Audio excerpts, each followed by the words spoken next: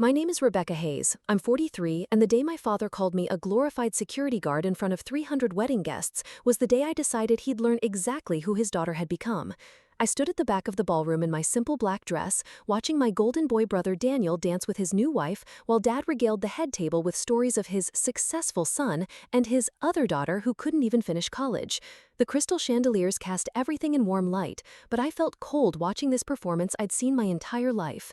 24 years in the DEA, and my father still introduced me as Becca. She works for the government, with the same tone he'd used to describe someone who collected parking tickets. I hadn't planned to come tonight. 3 days ago, I was in Bogotá, coordinating the largest cartel takedown in DEA history. Operation Silent Thunder had been 18 months in the making, and as the lead agent, I'd lived and breathed nothing else. The timing couldn't have been worse. Daniel's wedding was scheduled for the same weekend as our final raids. But my supervisor, Director Martinez, had pulled me aside after the last arrest. "Hayes," he'd said, "you've been living in safe houses and running on caffeine for 2 years. Take the weekend. Go to your brother's wedding. That's an order." So here I was, watching Dad work the crowd like the small-town insurance salesman he'd always been, spinning yarns about Daniel's promotion to regional manager like he'd just been elected president. And my boy Daniel, Dad's voice carried across the dance floor, he's making 6 figures now, got himself a corner office, company car, everything I dreamed of for my kids. He paused, his smile faltering slightly as his eyes found mine across the room. Course, my daughter Rebecca, well, she tried college, but it didn't work out. She's got some government job now, security work, I think, nothing too important. I felt the familiar burn in my chest, the same one I'd carried since I was 12, and he'd told the neighbors I was the artistic one, while Daniel was the smart one. The same burn from high school graduation when he'd bragged about Daniel's football scholarship while barely mentioning my acceptance to Georgetown. The same burn from every family gathering where my military service was dismissed as playing soldier and my federal law enforcement career was reduced to some desk job in Washington. My phone buzzed, a text from Martinez. "Hayes, turn on Channel 7 News, now." I slipped out of the ballroom into the hotel lobby where a large TV was mounted above the bar. The news anchor's face was serious as footage of arrested cartel members flashed across the screen. In what officials are calling the most successful anti-narcotics operation in decades, the DEA has dismantled the notorious Santos cartel, seizing over $2 billion in drugs and assets. Leading the operation was Special Agent in Charge Rebecca Hayes, a 24-year veteran whose innovative intelligence techniques cracked what many considered an untouchable organization. My photo flashed on screen, an official DEA headshot where I looked nothing like the woman in the simple black dress hiding in a hotel lobby. Agent Hayes, who holds the rank of Special Agent in Charge for South American operations, has been credited with revolutionizing how federal agencies approach international cartel investigations. Sources say she'll likely be nominated for the administrator position when Director Martinez retires next year. I stared at the screen, feeling disconnected from my own image. Special Agent in Charge Rebecca Hayes looked confident, authoritative, someone who commanded rooms full of federal agents and made decisions that affected national security. She looked nothing like Becca, who works for the government. Rebecca? I turned to find my Aunt Carol approaching, wine glass in hand. "Honey, what are you doing out here? You're missing the party." "Just getting some air." She followed my gaze to the TV, where they were now showing aerial footage of the raids.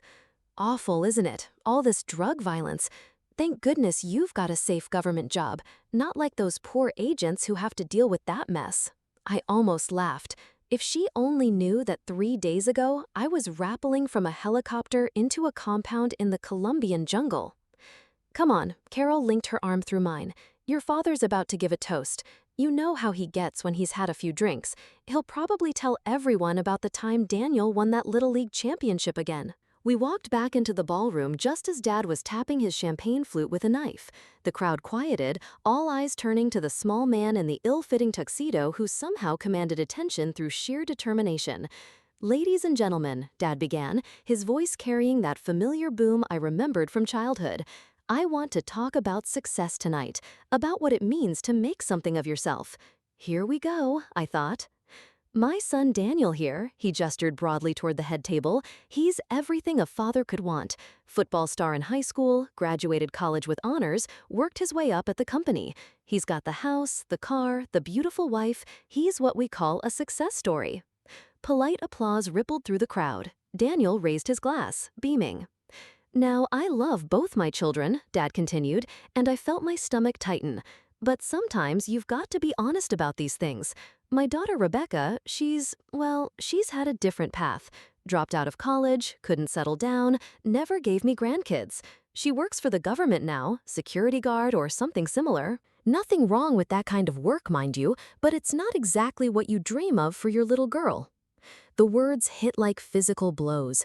Around me, I could feel people's eyes, some sympathetic, others uncomfortable. A few guests had their phones out, still scrolling through news about the cartel raids, completely unaware that the woman being dismissed on stage was the same one being hailed as a hero on their screens.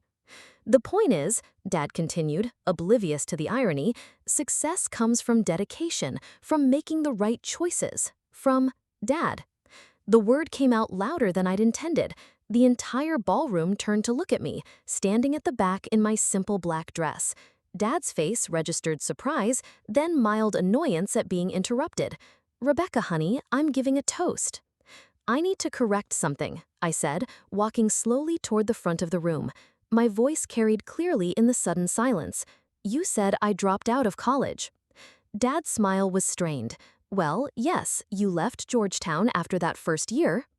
"I left Georgetown after my freshman year to attend the Federal Law Enforcement Training Center," I said, still walking. "I was recruited by the DEA." A murmur went through the crowd. Dad's confident expression flickered. "You said I'm a security guard," I continued, now halfway to the front of the room. "I'm actually a special agent in charge for the Drug Enforcement Administration.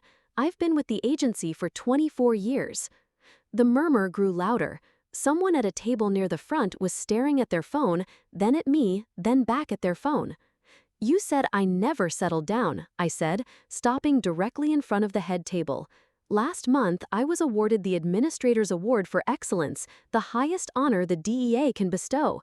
This week, I led the operation that took down the Santos cartel, the largest drug bust in federal history." The room was dead silent now. Dad's face had gone white. "Holy shit," someone whispered, loud enough for everyone to hear. "She's on the news right now." Phones came out across the room as guests frantically searched for the story. I heard gasps, saw faces turning from their screens to me and back again. "Rebecca Hayes," someone read aloud from their phone, "Special Agent in Charge, DEA South American Operations. Led operation resulting in $2 billion in seized assets and the arrest of 37 cartel members." Dad dropped his champagne flute. The crystal shattered against the marble floor, the sharp sound echoing through the silent ballroom. "You said success comes from making the right choices," I said, my voice steady and clear. "You're right about that. I chose to serve my country. I chose to spend 2 decades infiltrating drug cartels, building cases against some of the most dangerous people on earth, protecting American kids from the poison these organizations spread. I chose to put my life on the line instead of sitting behind a desk selling insurance policies." I looked around the room at 300 faces staring back at me in shocked silence. "I never told you what I really did because I hoped that someday you'd be proud of me for who I was, not what I accomplished. I thought maybe you'd see that your daughter had value beyond her job title, or her paycheck, or whether she gave you grandchildren." I paused, letting that sink in. I was wrong. The silence stretched on. Dad stood frozen behind his table, mouth slightly open, looking like a man who'd just been told the earth was flat. Daniel found his voice first. "Becca, we had no idea." "No," I said quietly. "You had no idea because you never asked. In 24 years, not one of you ever asked what I actually did for work. You decided I was a failure and built your story around that." I turned back to Dad. "You want to talk about success? Tomorrow morning, I'm flying to Washington to brief the Attorney General on this operation. Next month, I'll testify before Congress about cartel infiltration of American cities. The President of the United States knows my name." Dad's face was gray now. Around the room, people were still staring between their phones and me, trying to reconcile the woman in the simple black dress with the federal agent in the news photos. "But you know what the real success is?" I asked, my voice softening. "I sleep well at night. I know that the work I do matters, that I've made a difference. I've saved lives, Dad. I've taken killers off the street and drugs out of schools. I've spent my career serving something bigger than myself." I looked around the room one more time, at all these people who'd known me my whole life but had never really seen me. "Daniel," I called to my brother, who was still sitting stunned at the head table. "Congratulations on your wedding. I hope you'll be very happy together." I walked toward the exit, the only sound in the room the click of my heels on marble. As I reached the door, I heard Dad's voice, small and broken. "Rebecca, wait." I paused but didn't turn around. "I'm sorry," he whispered, and for the first time in my life, my father sounded like he meant it. "I know," I said, and walked out into the night. In the hotel parking lot, I checked my phone. 17 missed calls from reporters, 43 text messages from colleagues congratulating me on the operation's success, and one from Director Martinez.